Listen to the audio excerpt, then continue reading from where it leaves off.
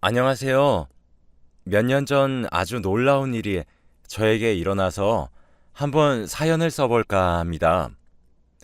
저는 30대 후반의 남자이고 의사입니다. 오늘 들려드릴 이야기는 제가 의대를 다니는 동안 있었던 이야기인데요.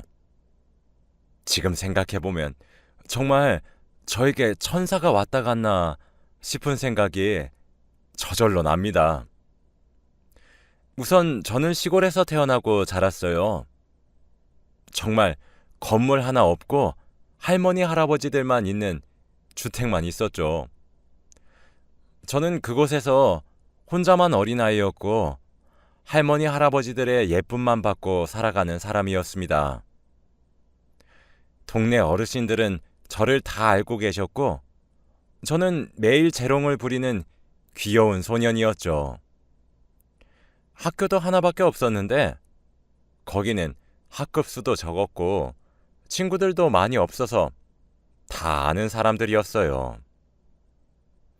저는 한 번도 서울 같은 도시로 놀러를 가본 적이 없고 저희 동네를 벗어나면 낯선 곳에서 적응을 잘 못했기 때문에 항상 저희 동네 안에 있었습니다.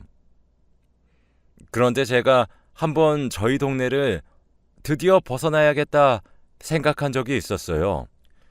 제가 바로 의사를 꿈꾸기 시작하면서부터입니다.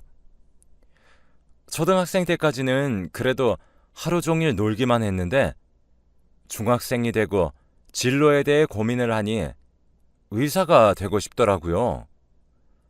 사실 저희 아버지가 몸이 많이 편찮으신데 아버지같이 아픈 사람을 치료해 줄 수 있는 의사가 되고 싶었습니다. 그리고 의사가 되기 위해서 공부를 열심히 했고 나름 저희 동네에서는 제가 공부를 제일 잘했어요. 저희 동네는 TV도 없고 휴대폰도 없는 아주 시골이라서 아무것도 모른 채 저는 세상에서 제가 제일 공부를 잘하는 줄 알았습니다. 아무튼 의사가 되려면 고등학교는 좋은 곳으로 진학을 해야 했어요. 저는 학비가 걱정이 되어서 부모님께 말씀드리는 걸 망설이고 있었지만 어머니와 아버지는 우리 아들 하고 싶은 거 다 지원해 줄게 라고 하시면서 저를 서울로 보내주셨습니다. 나이 30이 넘어도 그 시절 서울에 처음 왔을 때의 충격은 아직도 생생합니다. 건물은 하늘을 찌를 것처럼 아주 높았고 사람들도 너무 많고 교통도 혼잡했죠. 정말 정신이 없었고 당장이라도 고향에 내려가고 싶었습니다. 그치만 저는 의사라는 꿈 하나만을 가지고 서울에 올라왔고 당당히 서울에 있는 유명한 사립학교에 입학하여 기숙사에서 지내게 되었어요. 저는 시골에서 올라와서 그런지 친구들이 항상 휴대폰이란 걸 가지고 있었더라고요. 그게 뭐 할 때 쓰는 물건인지 물어보니까 친구들은 다 저를 이상한 눈빛으로 쳐다봤고 조금씩 멀어져 갔습니다. 친구들과 친해지려고 처음에는 제가 다가가도 보고 노력도 했지만 이미 그 친구들은 유치원 때부터 친하게 지낸 사이더라고요. 그리고 하다못해 부모님들까지도 다 친했습니다. 무엇보다 친구들은 제가 시골에서 온 사실이 드러나자 하나같이 저를 멀리했습니다. 냄새난다, 촌스럽다 하면서 제 주위에는 아무도 오지 않았고 말도 섞지 않았죠.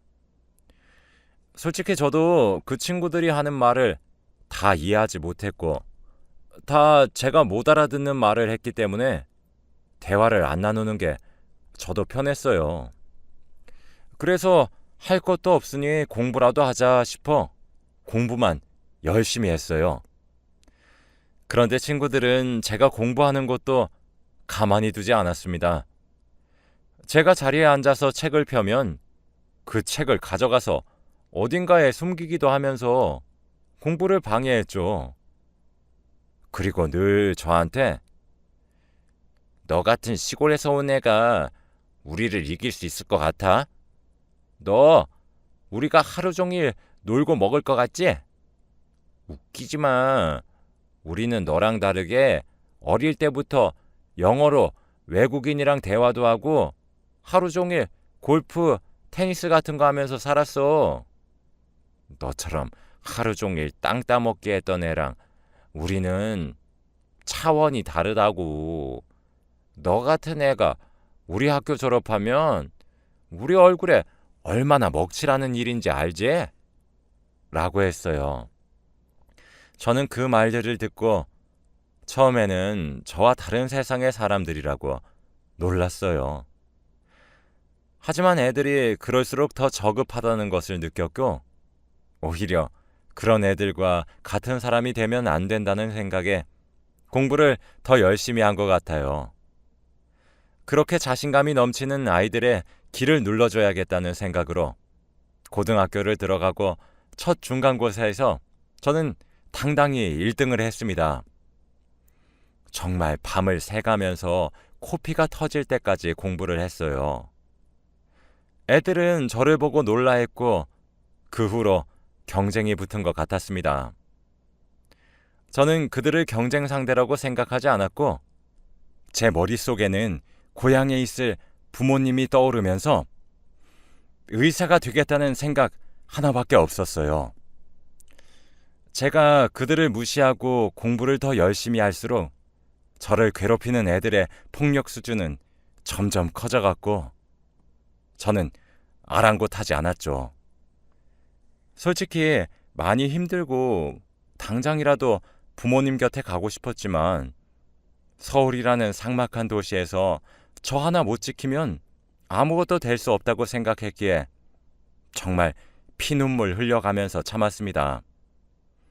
그리고 부모님께서 제가 학교에서 이런 일을 당하고 있다는 사실을 알게 되면 마음 아파하실 걸 알았기에 비밀로 했죠. 딱 3년만 참자는 생각으로 이를 악물었던 것 같아요. 저와 같은 의대를 희망하는 한 남학생도 있었는데 그 친구가 저를 제일 많이 괴롭혔어요. 같은 반에다가 같은 대학교를 지원하니 담임 선생님조차 저와 그 친구를 라이벌 관계로 만들어 버리셨고 그 친구는 저 같은 시골 사람과 경쟁 상대가 된다는 걸 내키지 않아 했죠. 알고 보니 그 친구는 저와 다르게 서울에서 태어나고 자랐는데 무엇보다 저희 학교 이사장님의 아들이었습니다. 저희 학교는 사립고등학교였어서 이사장님이 계셨는데 나중에 알게 된 사실이지만 그 친구가 이사장님 아들이었다고 하더라고요. 솔직히 좀 놀랐습니다. 이사장님은 자기 아들이 의대를 가길 원하셨고 저를 이기라고 그 친구한테 말했나 봐요. 그 친구는 저를 이기지 못하니까 괴롭히면서라도 자신이 저보다 위에 있다는 걸 느끼고 싶었던 것 같고 저를 향한 물리적인 괴롭힘은 물론 악담도 자주 퍼부었죠. 저는 고등학교를 졸업할 때까지 휴대폰이 없었어요. 그래서 아이들과 연락도 하지 않았는데 그러다 보니 저는 항상 학교에서 직접적으로 그들에게 욕을 먹어야 했습니다. 야, 너희 동네에 할머니 할아버지밖에 없다면서? 그런 애가 의사가 될 수 있겠니? 너 서울에 있는 병원은 가봤어? 그냥 니네 고향에 있을 것이지. 어딜 기어나와. 그러면서 저한테 자퇴를 하라고 했습니다. 항상 그 친구는 2등이었고 제가 1등이었으니 제가 자퇴하면 그 친구가 1등이 되잖아요. 저는 단 한 번도 저를 괴롭혔던 애들보다 성적이 낮은 적이 없었고 반항도 한 적이 없습니다.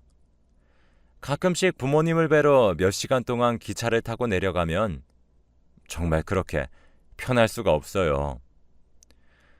아버지의 병은 점점 더 악화되는데 서울에 있는 큰 병원을 가기에는 몸이 따라주지 않으니 얼른 제가 의사가 되어 치료를 해드리고 싶었어요.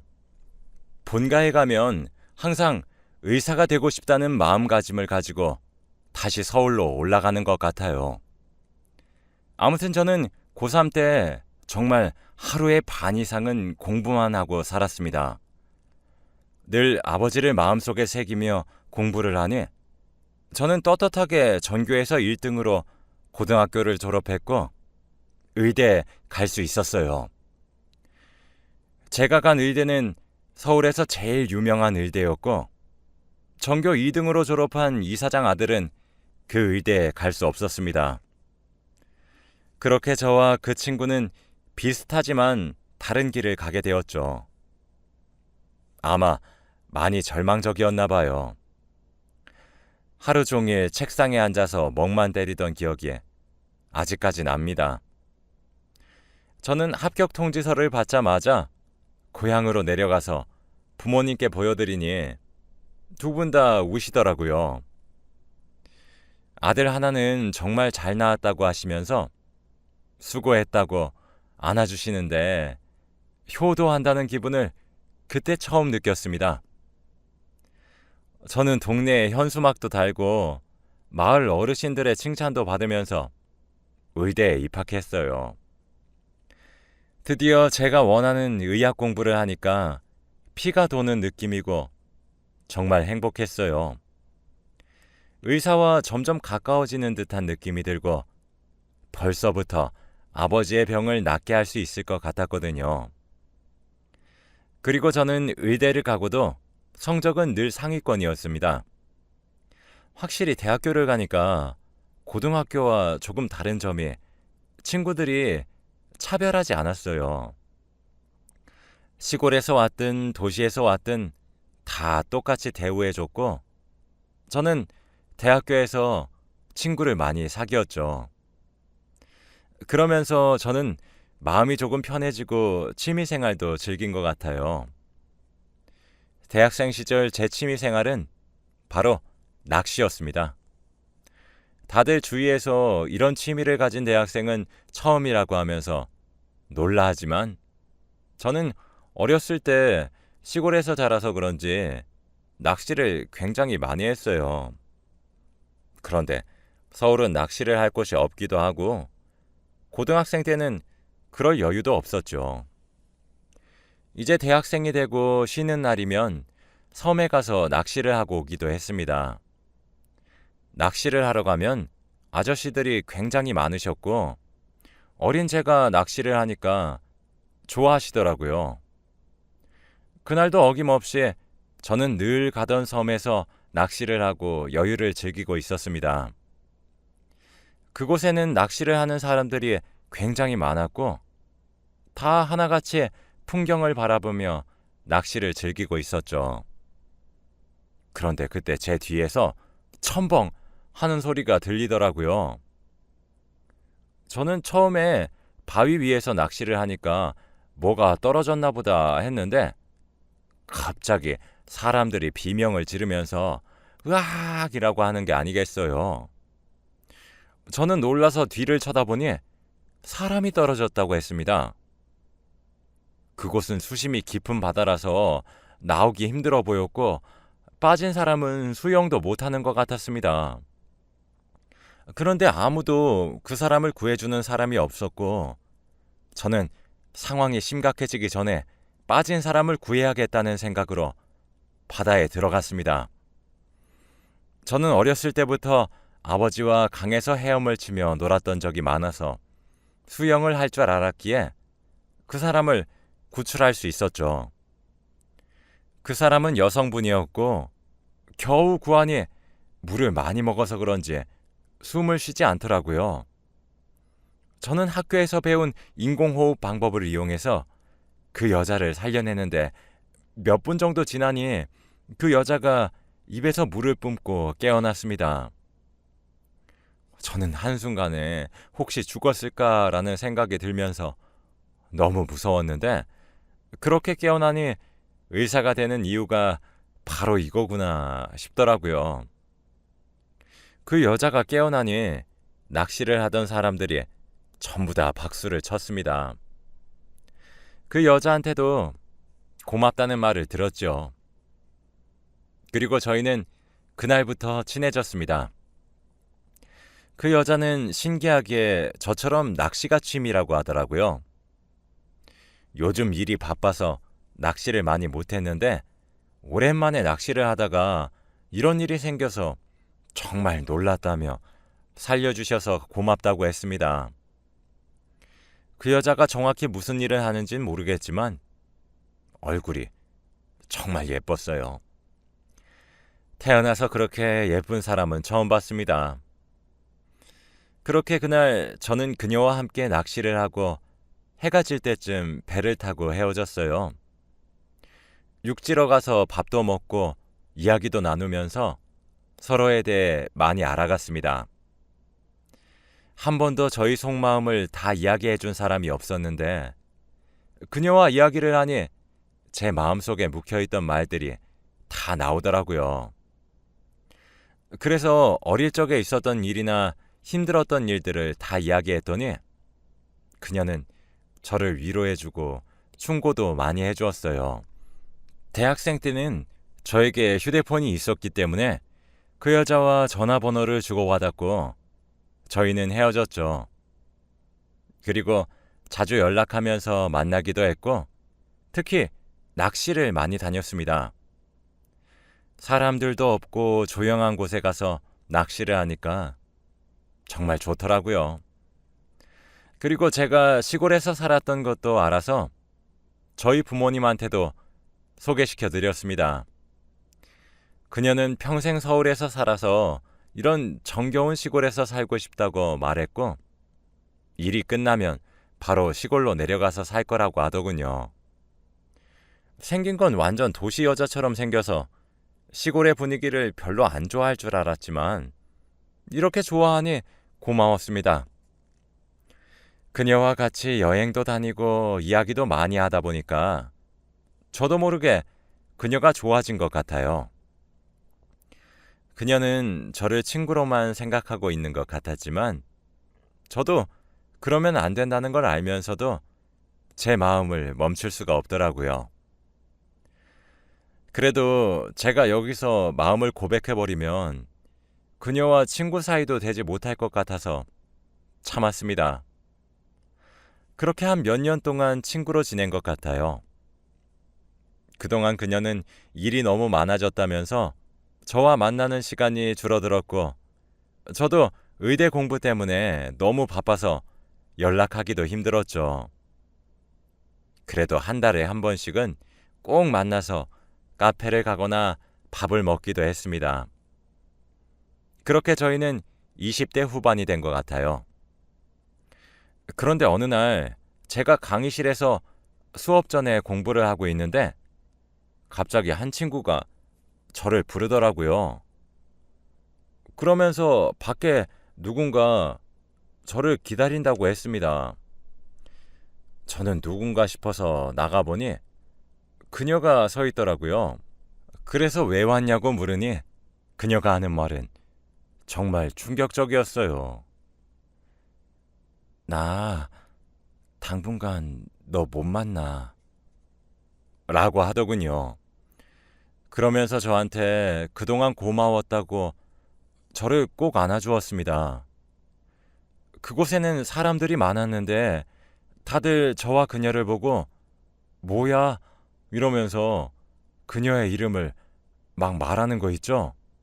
저는 그녀의 이름을 이 사람들이 어떻게 알고 있는지 당황스러워하고 있는데 그녀는 저에게 그때 구해줘서 너무 고맙다고 말해주었고 저한테 편지 한 장을 준 뒤 자리를 떴습니다.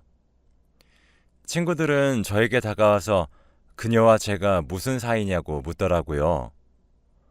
저는 그 친구들에게 너희는 걔 이름을 어떻게 아는데? 라고 물었죠. 그런데 애들은 당황하는 듯 했죠. 너 저 사람 누군지 몰라? 무슨 소리야? 쟤 내 친구야. 아니, 너 TV 안 봐? 안 보는데? 아니, 저 사람 요즘 엄청 유명한 배우잖아. 저는 친구의 말을 듣고 엄청 놀랐어요. 그녀가 유명한 배우라니. 저는 TV도 보지 않고 드라마나 영화에 아무런 관심이 없어서 몰랐습니다.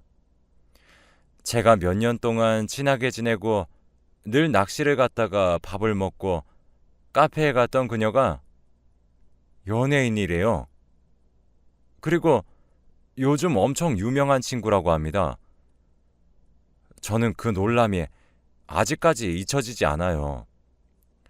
그녀가 저한테 준 편지를 읽어보니 그냥 고맙다는 말과 자신의 이름을 인터넷에 검색해보라는 말과 그리고 꼭 다시 만났으면 좋겠다는 말밖에 없었어요.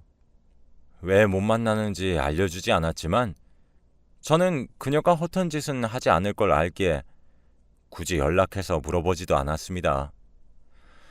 그리고 저는 의대를 졸업하고 의사가 되었고 아버지의 병을 치료할 수 있게 되었습니다. 그런데 그때 저는 한창 인턴이라 너무 바쁘고 고향에 내려갈 여유가 없었어요. 저희 아버지는 한시가 급한 상황이고 당장이라도 서울에 있는 대학병원으로 와서 수술을 하셔야 했죠. 그런데 동료 인턴이 갑자기 저에게 와서 너희 아버지 우리 병원에 입원하셨다며? 얼른 가봐 라고 하더라고요. 저는 갑자기 이게 무슨 일인가 싶어서 아버지가 혹시 사고라도 나셨나 하는 생각에 급히 아버지의 병실을 안내받고 달려갔어요. 그런데 거기서는 아버지와 어머니가 행복하게 과일을 드시고 계시더라고요.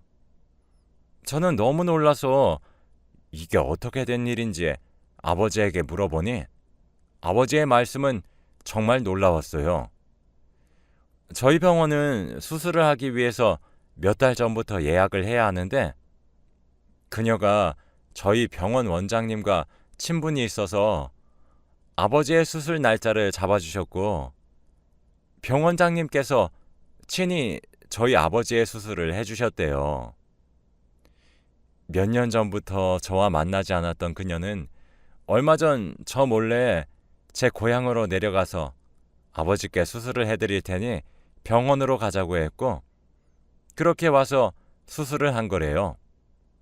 그리고 그 친구는 방금 해외로 가기 위해 공항으로 갔다고 합니다. 저는 수술비도 걱정이 되었고 차도 없어서 아버지를 병원까지 데리고 오는 것도 너무 고민이 되었는데 그녀는 끝까지 저한테 천사 같은 일만 하고 갔어요. 그리고 나중에 알게 된 사실이 그녀가 많이 아파 보였다는 겁니다. 아버지와 어머니가 그녀를 제일 최근에 본 사람이니 그대로였냐고 물어봤어요. 저는 몇 년 전부터 본 적이 없으니 궁금했거든요. 그런데 아버지와 어머니는 말을 망설이는 듯한 눈빛을 주고받다가 결국 한숨을 쉬시더군요. 그러면서 이건 너한테 말하지 말라고 했는데 라고 하며 고민을 하다가 말씀해 주셨습니다. 그녀는 많이 아프다고 하더라고요. 한국에 있으면 자신의 사생활이 다 노출되는 게 싫어서 미국으로 가는 거라고. 너한테 못 만난다고 한 뒤로 몇 년 동안 치료를 받았다가 이제 외국으로 가서 쉬고 싶대. 너 걱정할까봐 일부러 너한테 말 안 했으니 우리한테도 말하지 말라고 하더구나. 그 말을 들으니까 정말 미안하더라고요. 저는 그녀한테 받기만 하고 있었고 막상 준 게 없는데 생각해보면 정말 그녀는 저한테 퍼주기만 했어요. 그리고 나서 인터넷에 그녀의 이름을 자주 검색해보기도 했지만 어떻게 된지 기사도 없고 아무런 정보도 없더라고요. 지금 생각해보면 정말 천사가 왔다 갔나 싶습니다. 사막 같은 제 인생에서 오아시스 같은 여자였어요. 정말 제 인생에서 잊을 수 없던 여자였습니다.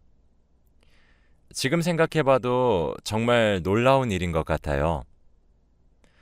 바다에 떨어진 사람을 구해주고 그 사람과 친하게 지냈는데 알고 보니 유명한 배우였고, 그러다가 이제 못 만난다고 하면서 해외로 가버리고,